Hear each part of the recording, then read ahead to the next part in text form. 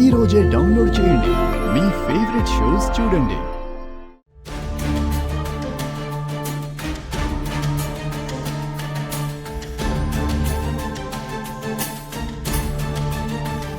నీకు పెళ్లి చేయడం నా బాధ్యత. అందుకే పెళ్లి చూపులు ఏర్పాటు చేశాను. తాతయ్య మీ మంచి కోసం ఇదంతా చేశారు, కానీ ఆయనకేం వేరే ఉద్దేశం లేదు.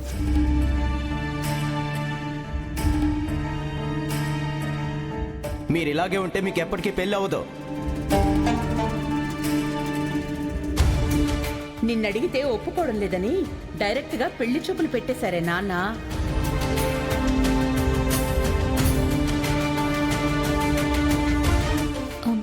అంబికమ్మ, ఈ వయసులో అయ్యగారిని బాధపెట్టడం మంచిది కాదు. దయచేసి మీరు పెళ్లికి ఒప్పుకోండి. మీరు ఆ మాట చెప్తే అయ్యగారు చాలా ఆనందపడతారు. ఏంటే నువ్వు నాకు చెప్తున్నావు?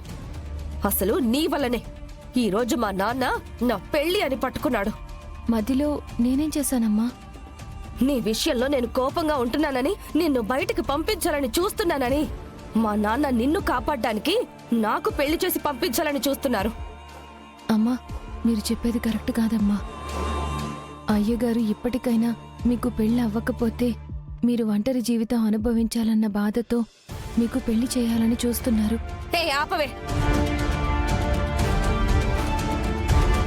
మా నాన్న గురించి నీకన్నా నాకే బాగా తెలుసు. నువ్వు రాకముందు నేను బానే ఉన్నాను, మహారాణిలా దర్జాగా బ్రతికాను. నువ్వొచ్చావు, ఇంట్లోనూ ఆఫీసులోనూ నా పవర్ తగ్గింది, నా పరపతి మారిపోయింది. అంతా నీ వల్లనే. అమ్మా, మీ విషయంలో నేనేమీ చేయలేదు. మీరు చేసుకున్నదే మిమ్మల్ని ఈ స్థాయిలో ఉంచాయి. ఇదిగో ఇలాంటి మాటలు చెప్పే మా వాళ్ళని బుట్టలో వేసుకుని ఈ ఇంటి పని మనిషివి కాస్తా ఈ ఇంటి మనిషి అవ్వబోతున్నావు. అమ్మా, నేను మీతో ఆర్గ్యూ చేయడానికి రాలేదు. మరి ఎందుకే నా పెళ్లికి పెత్తనం కట్టుకుని వచ్చి నాతో మాట్లాడుతున్నావు? ఎందుకు మాట్లాడుతున్నావు? పెళ్లి విషయంలో మీ ప్రాబ్లం ఏంటో తెలుసుకుందామని వచ్చాను. ఏయ్, మర్యాదగా నాకు కోపం రాకముందే ఇక్కడి నుంచి వెళ్ళిపో. పో! అమ్మా, ఈ పెళ్లి విషయంలో నాకు ఒక చిన్న డౌట్ ఉందమ్మా. మీరు ఈ పెళ్లి వద్దు అనడానికి కారణం ఆ సుభాష్ కాదు కదా?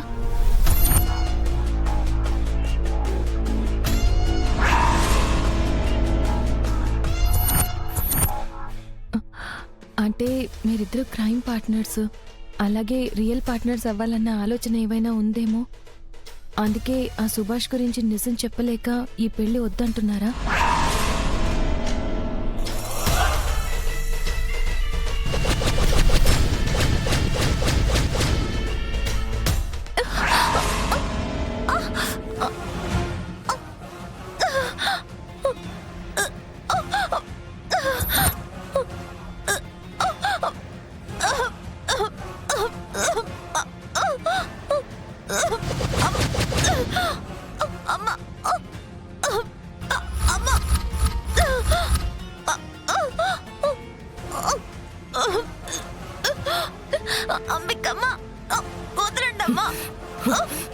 నా గురించి, నా పర్సనల్ లైఫ్ గురించి నీకెందుకే?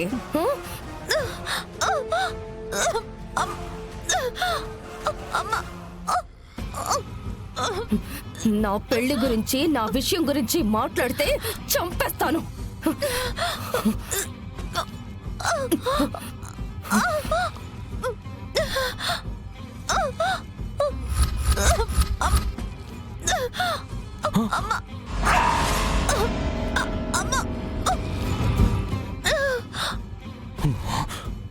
అంబిక,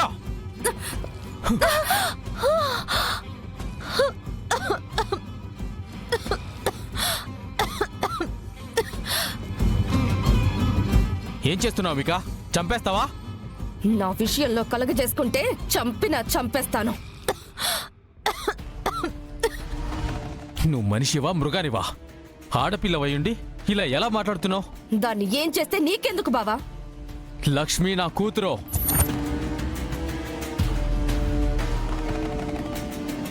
నా కూతురి మీద చెయ్యి వేస్తే నేను చూస్తూ ఎలా ఊరుకుంటానో? అబ్బా లక్ష్మి నీ కూతురా? హ, మరి ఇదే లక్ష్మిని ఇంతకు ముందు నువ్వు ఎంత హెరాస్ చేసావో నీకు గుర్తులేదా బావా? ఆ చారు కేశవ ఇప్పుడు లేడు. వాడు చచ్చిపోయి మంచిగా మారాడు. నన్ను మార్చింది కూడా నా కూతురు లక్ష్మినే.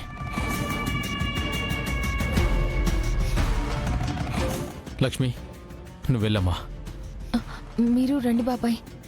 నాకు చిన్న పనుందమ్మా, నువ్వు వెళ్ళొస్తాను.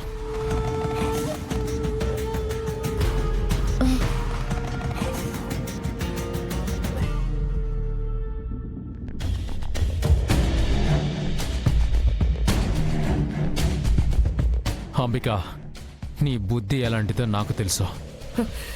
నీ బుద్ధి ఎంత వంకరదో నాకు తెలుసు బావా. ఆ వంకర బుద్ధే నాలో ఉండుంటే నువ్వు వాడే ఆటల్ని, నీ లీలన్నీ అన్నీ అడ్డు పెట్టుకొని నీతో ఆడుకునేవాణ్ణి. అప్పుడు నీ చేతి వాటం గురించి, నీ చెండాల బుద్ధి గురించి నేను బయట పెట్టేదాన్ని. సరే, నేను ఆ తప్పులకు శిక్ష అనుభవించడానికి సిద్ధంగా ఉన్నాను. నువ్వు గతాన్ని వదిలిపెట్టి మొత్తం అన్ని మర్చిపోతావా? తప్పులు చేయకుండా ఉంటావా? హ, నేను తప్పులు చెయ్యట్లేదు బాబా. మీరు చేసే తప్పుల్ని సరిదిద్దుతున్నాను. ఆ సరిదిద్దే ప్రాసెస్ లో అందరూ నేను తప్పు చేశానని అనుకుంటున్నారు. నన్ను నమ్ము బావా. పాము పడగని గొడుగు అని నమ్మేంత అమాయకుని కాదు నేను. ఏదైనా సరే మారడానికి నువ్వు ప్రయత్నించు. లేదంటే మౌనంగా ఉండు. లేదంటే చాలా నష్టపోతావు. గుర్తుపెట్టుకో.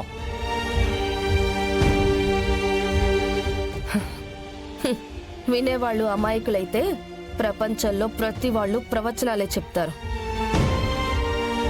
నేను లక్ష్మి దత్తత జరగనివ్వను. నా పెళ్లి జరగదు.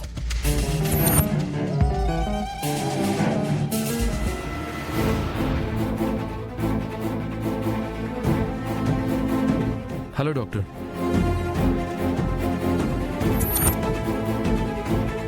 విహారి గారు వచ్చారేంటి? మీరు నన్ను గుర్తుపెట్టారా డాక్టర్?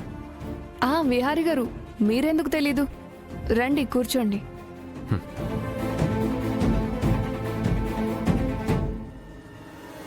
మీరేంటి ఇలా వచ్చారు?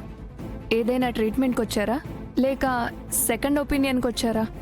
లేదు డాక్టర్, నేను మిమ్మల్ని కలుద్దామని వచ్చాను. నన్నా? నిన్న మీరు మా ఇంటికి వచ్చారంట కదా, శాస్త్ర చెప్పింది. ఆహా, అదే డొనేషన్ కావాలని వచ్చారంట కదా. వచ్చాను విహారి గారు.